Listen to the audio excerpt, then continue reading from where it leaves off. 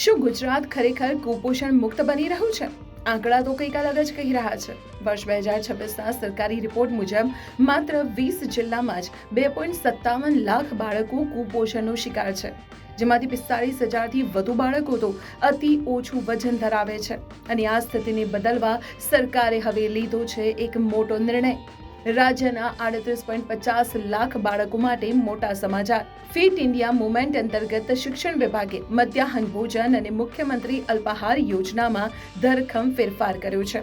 હવે બાળકોને માત્ર સુખડી નહીં પણ પોષણથી ભરપૂર મિલેટ સુખડી અને અલગ અલગ વાનગીઓ પીરસવામાં આવશે. નોંધી લેજો આ નવું મેનુ.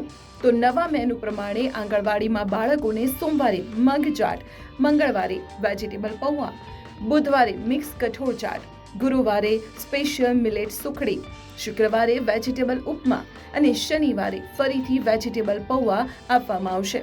આદિવાસી અને પછાત વિસ્તારોમાં કુપોષણ ઘટાડવા માટેનો આ પ્રયાસ ખરેખર સરાહનીય છે. શું તમને લાગે છે કે ખોરાકમાં આ બદલાવ બાળકોનું સ્વાસ્થ્ય સુધારશે? તમારા મંતવ્યો કમેન્ટમાં જણાવો અને આ પોઝિટિવ સમાચાર દરેક માતા પિતા સુધી પહોંચાડવા વિડીયો શેર કરો.